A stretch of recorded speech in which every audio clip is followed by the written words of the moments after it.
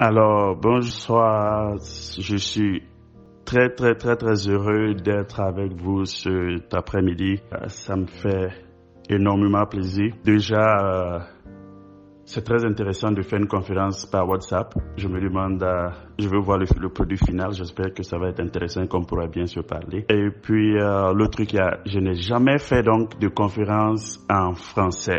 Donc ça va être bien intéressant, on va voir comment ça va se passer. Bien que j'ai l'habitude donc de parler aux gens, j'ai l'habitude de donner des conférences, mais jamais en français. Pardonnez-moi si je cherche un peu mes mots. Surtout les mots techniques, je ne les connais pas souvent en français. Ça me fait très plaisir de pouvoir finalement parler donc à mes frères et sœurs, aux gens de mon continent, aux gens de mon pays, aux gens qui me ressemblent. Je passe tout le temps à parler aux petits blancs ici, à parler aux enfants dans différentes écoles. Mais ça fait énormément plaisir de savoir que je m'adresse cet après-midi donc à des gens qui ont le même upbringing. Je suis né à Abidjan, je suis ivoirien, je suis né à Abidjan, grandi à Abidjan. Je suis totalement africain. J'espère qu'on va avoir une très belle conversation. Je suis ouvert aux questions. Voilà. Je vous donne rapidement mon parcours ou alors a brief view de mon parcours. Donc, comme je disais, je suis né à Abidjan, je suis ivoirien. J'ai fait dans l'école publique de Côte d'Ivoire, donc de l'école primaire au collège, au lycée. J'ai fait le lycée technique d'Abidjan où j'ai eu un bac E. Après le lycée technique, donc, j'ai passé quelques années à l'université de Côte d'Ivoire. Et je suis aux États-Unis depuis plus de 20 ans. J'ai atterri à New York quand je suis arrivé aux États-Unis. J'ai donc fait 2 bachelors. Les bachelors, c'est les bac plus 4 en général. Je crois que donc dans nos systèmes francophones, c'est ce qu'on peut appeler une maîtrise. J'ai donc fait 2 bachelors. J'ai fait donc 2 maîtrises. Et j'ai fait un diplôme en ingénieur. Un diplôme de 4 ans en ingénieur. Ici, c'est le diplôme de 4 ans en ingénieur en génie mécanique. Et au même moment, j'ai fait aussi une maîtrise en mathématiques appliquées. J'ai fait les deux maîtrises en même temps. C'est vrai que c'était difficile, mais c'était vraiment intéressant parce qu'il y a plein de choses qui se complétaient. Donc j'ai 2 maîtrises et de là, j'ai été accepté à Georgia Institute of Technology. Ceux qui connaissent un peu le système américain, Georgia Institute of Technology fait partie des écoles qui sont classifiées comme les top tiers.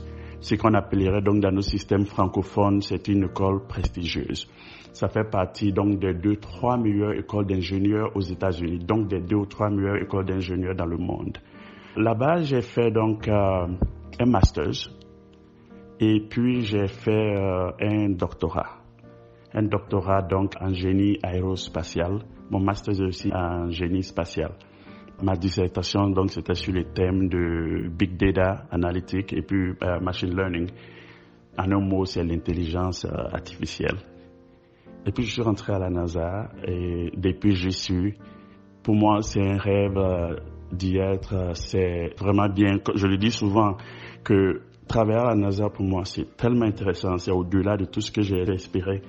En fait, je disais une fois comme ça à des amis que mon travail à la NASA, je l'aurais fait gratuitement si j'avais donc d'autres manières de nourrir ma famille. Je suis obligé de prendre un salaire parce que c'est comme ça que je nourris ma famille.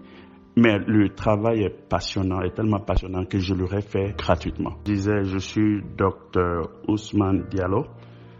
Je vais peut-être commencer par clarifier un peu quelques nuances sur l'espace. Surtout quand je parle à la famille en Afrique, je parle à mes cousins, mes frères, mes neveux. Je sais qu'il y a beaucoup de confusion. Qu'est-ce qu'est l'espace? Beaucoup de personnes pensent donc que tout ce qui est autour de nous, c'est l'espace. Par exemple, quand on prend un avion, on va dans l'espace. Je peux peut-être commencer à donner une définition technique de ce qui est considéré comme l'espace et puis ce qui ne l'est pas. La définition technique de l'espace commence à peu près à 100 km au-dessus de notre tête. Tout ce qui est en bas de cela, donc de notre tête jusqu'à 100 km, ce n'est pas considéré comme l'espace. Il y a des raisons pourquoi. Donc la définition technique de l'espace, c'est donc là où l'atmosphère s'arrête. Où l'atmosphère s'arrête, c'est là que l'espace commence. Vous comprendrez que l'atmosphère, c'est l'endroit où on peut respirer sans machine dans nos névales parce que ce n'est pas vide. Il y a de l'oxygène et puis il y a d'autres il y a d'autres gaz chimiques. L'espace est vide. L'espace est vide parce qu'il n'y a plus d'oxygène, il n'y a rien. Quand on dit vide, on veut dire vraiment vide. Vous êtes peut-être dans votre chambre, au salon, ce n'est pas vide parce que vous avez de l'oxygène que vous ne voyez peut-être pas, vous avez de N2 que vous ne voyez pas. C'est sans cela que vous pouvez respirer, sans cela que les plantes vivent, parce que les plantes se nourrissent aussi de ce genre de choses dans l'atmosphère. Donc, de manière technique, l'espace s'arrête à 100 km au-dessus de notre tête, avec une ligne imaginaire, qu'on pourrait dire, qu'on appelle le Kármán Line, la ligne de Kármán. C'est là que l'espace commence, c'est là que l'atmosphère s'arrête et puis l'espace commence. Au-delà de nos têtes, les avions, tout ça, ils volent jusqu'à la limite de ce qu'on appelle troposphère. Troposphère, c'est entre 6 et 20 km au-dessus de nos têtes. Je suis sûr que tout le monde en ligne a déjà entendu le terme couche d'ozone. La couche d'ozone commence à peu près à 20 km au-dessus de nos têtes et ça va jusqu'à 30 km. C'est la ceinture donc qui nous protège, c'est la ceinture qui protège l'humanité, comme l'humanité sur Terre, c'est-à-dire nous, les hommes, les animaux, les plantes, les saisons, les climats. Donc la couche d'ozone est notre protectrice. Entre donc 20 km jusqu'à 50 km, s'appelle la stratosphère.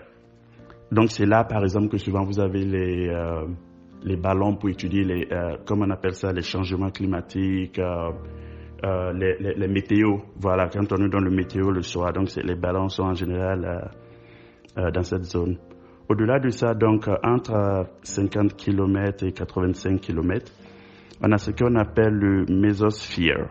Le mésosphère, c'est là où les météores, je ne sais pas comment on dit météores, je crois qu'en français on dit aussi météores. Les météores se développent. Donc ça, c'est donc des événements que souvent on ne voit pas, hein, qui peuvent souvent causer donc ou les ouragans, par exemple, les ouragans qui se forment aux États-Unis, vous savez bien ce qu'on appelle les hurricanes, où on a plein d'inondations, des choses comme ça après. Et au-delà de 85 km et 100 km, cette zone, c'est là qu'il y a la transition donc entre l'atmosphère, où nous vivons, nous les hommes, et où l'espace commence. Entre 100 km et 690 km, on a ce qu'on appelle les thermosphères. Donc, la Station spatiale internationale, le programme sur lequel je travaille, c'est là que la station se trouve. C'est une zone très stable parce qu'on est en dehors de l'atmosphère. Il n'y a pas de turbulence. Si vous avez pris des avions, vous savez donc quand on est dans l'atmosphère, il y a des turbulences. Là-bas, c'est vide, il n'y a pas du tout de turbulence. Et au-delà de ça, de 690 km jusqu'à à peu près 10 000 km au-dessus de nos têtes, on a ce qu'on appelle les exosphères. Et au-delà de ça, vous verrez d'autres planètes. Vous avez Mars, Vénus, au fur et à mesure que vous allez deep dans l'espace, vous allez plus loin dans l'espace, donc vous verrez d'autres planètes. Après avoir défini l'espace, je peux peut-être commencer à parler un peu de ce que je fais à la NASA. Je suis à la NASA depuis 10 ans. J'ai commencé dans l'aéronautique. Si vous savez, NASA, ça veut dire National. Le premier N, c'est national. Le premier A de NASA, c'est aéronautique. Le S, c'est space, c'est l'espace. Et puis le A, c'est administration ou l'agence spatiale, l'agence aéronautique et spatiale nationale. C'est ce que ça veut dire. Donc, l'aéronautique est une bonne partie de la NASA, mais très souvent en dehors de la NASA, dans le monde entier, les gens ont tendance à penser à NASA en tant qu'espace, mais c'est les deux. Pourquoi c'est important aussi d'étudier la partie aéronautique? Parce que comme je vous ai dit tout à l'heure, on a la couche d'ozone qui est juste au milieu de l'atmosphère, qui est notre protectrice, la couche d'ozone. Et vous voyez, quand on lance des astronautes dans l'espace, il faut les ramener. Et donc, quand on les ramène, la couche d'ozone a la capacité de détruire, de brûler presque tout. Il y a très très peu de choses qui arrivent à résister au retour sur Terre, qu'on appelle re-entry. En fait, aller dans l'espace, c'est pas facile, c'est dangereux, mais le retour sur Terre est beaucoup plus dangereux parce qu'il faut passer, il faut traverser donc la couche d'ozone. Ceux qui se rappellent, vous verrez par exemple qu'il y a eu l'accident de Columbia, le Shadow de la NASA Columbia qui a donc explosé il y a plus d'une douzaine d'années. Mais c'était ça, c'est le retour, traverser la couche d'ozone, c'est donc un péril dangereux. C'est pour cela qu'on étudie aussi l'aéronautique. Il faut comprendre l'aéronautique, il faut pouvoir donc te tirer de la pesanteur de la Terre, te tirer de l'atmosphère pour pouvoir arriver dans l'espace. Donc on ne pourrait pas étudier l'espace sans étudier l'aéronautique. Aussi, une grande partie de l'aéronautique, c'est tout ce qui a notre déplacement ici sur Terre avec les avions, les hélicoptères, des choses comme ça. Donc j'ai passé mes premières années à la NASA à travailler dans le domaine de l'aéronautique. D'ailleurs, je pense que c'est une bonne expérience pour moi. C'était des années formatrices. J'ai donc appris beaucoup, ce qui fait que je suis assez complet parce que j'ai vu les deux côtés. J'ai fait d'abord l'aéronautique, j'ai étudié donc travaillé sur les domaines les plus difficiles de l'aéronautique et maintenant que je suis du côté de l'espace, ça me permet d'être efficace, je pourrais dire.